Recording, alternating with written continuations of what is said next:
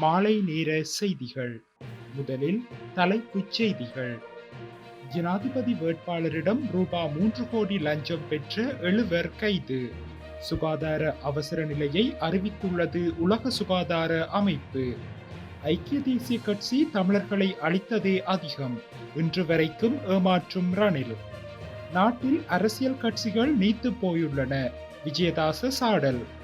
நாமல் வேண்டாம் என மக்கள் கோரவில்லை, இப்படி கூறுகின்றது ரணில் தரப்பு.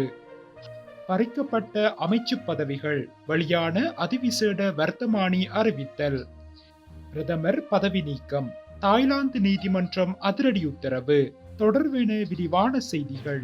ஜனாதிபதி வேட்பாளர் ஜனக ரட்நாயக்கவுக்கு எக்ஸத் லங்கா பொதுஜன கட்சியின் உறுப்புரிமையை வழங்குவதற்கு 3 கோடி ரூபாய் லஞ்சம் பெற்றனர் என கூறப்படும் 7 கைது செய்யப்பட்டுள்ளனர். லஞ்ச மற்றும் ஊழல் விசாரணை ஆணைக்குழு அதிகாரிகளினால் ராஜகிரியவில் இன்று நடத்திய சுற்றிவளைப்பின் போது அவர்கள் இவ்வாறு கைது செய்யப்பட்டுள்ளனர். தமது கட்சியில் ஜனாதிபதி வேட்பாளருக்கான சந்தர்ப்பத்தை வழங்குவதற்காக 3 கோடி ரூபாய் லஞ்சம் கோரியதாக கூறப்படும் சம்பவம் தொடர்பிலேயே சந்தேக நபர்கள் கைது செய்யப்பட்டுள்ளனர். கைது செய்யப்பட்டவர்களில் கட்சி செயலாளரும் உள்ளடங்குகின்றார். உலக சுகாதார அமைப்பு ஆப்பிரிக்காவில் உள்ள MPOX வைரஸ் நோயின் புதிய மாறுபாட்டின் காரணமாக சுகாதார அவசர நிலையை அறிவித்துள்ளது. இது அதன் மிக உயர்ந்த எச்சரிக்கை நிலை என தெரிவிக்கப்பட்டுள்ளது. 13 ஆப்பிரிக்க நாடுகளில் MPOX வைரஸ் நோய் பரவல் கண்டறியப்பட்டுள்ளதாகவும் அதன் புதிய வடிவம் மிக வேகமாக பரவி வருவதாகவும் உலக சுகாதார அமைப்பு தெரிவித்துள்ளது. கடந்த 2 ஆண்டுகளில் இது 2வது முறையாக இந்த நோய்க்கான எச்சரிக்கையை அமைப்பு வெளியிட்டுள்ளது.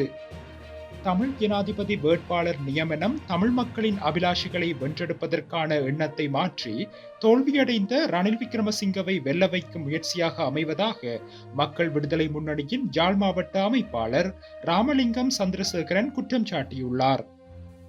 தமிழ் பொது ஜனாதிபதி வேட்பாளர் ஒருவர் நியமிக்கப்பட வேண்டும், தமிழ் மக்களின் எதிர்பார்த்த கோரிக்கை அவரூடாக பிரதிபலிக்க வேண்டும் என்ற எண்ணத்தில் உருவாக்கப்பட்டது.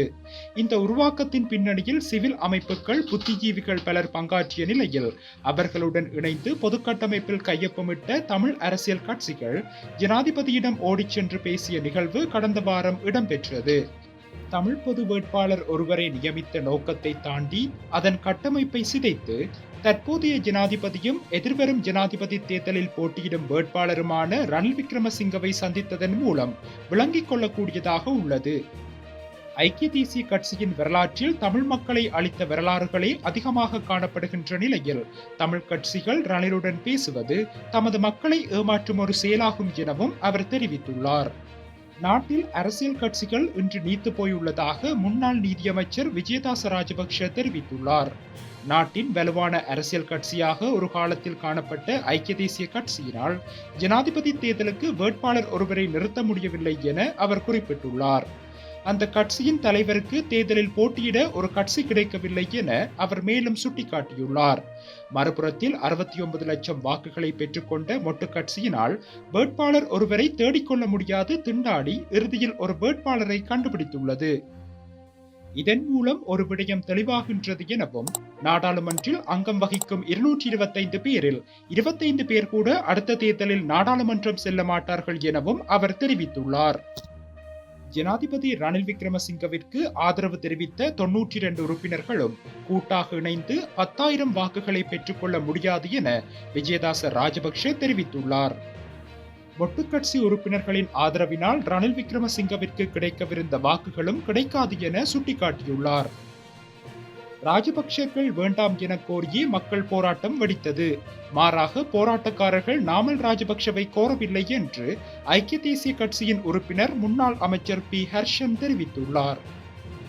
ராஜபக்ஷ குடும்பத்துக்கு இந்நாட்டில் மீண்டும் இடமில்லை என்ற முடிவுக்கு மக்கள் வந்துவிட்டனர். எனவே நாமல் ராஜபக்ஷவால் வெற்றி பெற முடியாது. 17ஆம் திகதி முதல் ஜனாதிபதியின் தேர்தல் பிரச்சார நடவடிக்கை ஆரம்பமாகும். மக்கள் அணிதிரளும் போது ரணிலுக்கான பலம் தெரிய வரும். சம்பிக்க ரணவக்க, ஹக்கீம் மற்றும் ரிஷாட் போன்றவர்கள் கடந்த முறையும் சஜித்துடன் இருந்தனர். ஆனால் சஜித் தோற்றார்.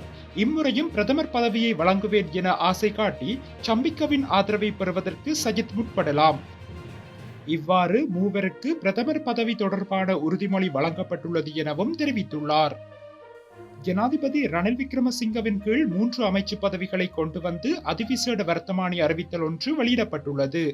குறித்த வர்த்தமானி அறிவித்தல் ஜனாதிபதி ரணில் விக்ரமசிங்கவின் அறிவுறுத்தலின் பேரில் வெளியிடப்பட்டுள்ளது. இதன்படி சுற்றுலா மற்றும் காணி, விளையாட்டு மற்றும் இளைஞர் விவகாரம், தொழிலாளர் மற்றும் வெளிநாட்டு வேலைவாய்ப்பு ஆகிய அமைச்சு பதவிகள் ஜனாதிபதியின் கீழ் கொண்டுவரப்பட்டுள்ளன.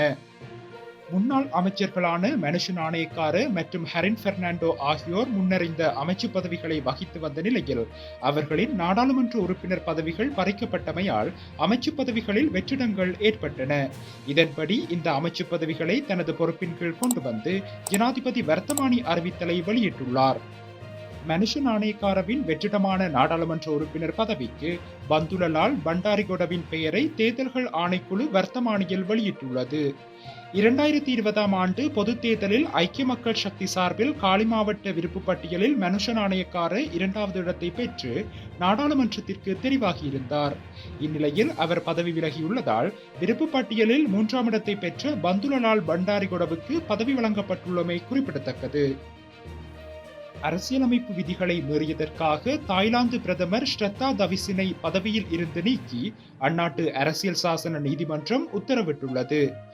கடந்த 2008 ஆண்டு நீதிமன்ற ஊழியர்களுக்கு லஞ்சம் கொடுக்க முயன்ற குற்றச்சாட்டில் கைதாகி சிறையில் அடைக்கப்பட்ட ஒருவரை அமைச்சராக ஸ்ரத்தா தவிசின் நியமித்ததால் அவருக்கு பலத்த எதிர்ப்பு கிளம்பியது. இந்நிலையில் ஸ்ரத்தா தவிசின் நடவடிக்கைகள் அரசியலமைப்பு சட்டத்திற்கு உட்பட்டதாக இல்லை எனவும் அவர் குற்றப்பின்னணியை கொண்டவரை அமைச்சராக தேர்வு செய்து விதிகளை மீறிவிட்டார் எனவும் கூறி அவரை தகுதி நீக்கம் செய்ய உத்தரவிடப்பட்டுள்ளது.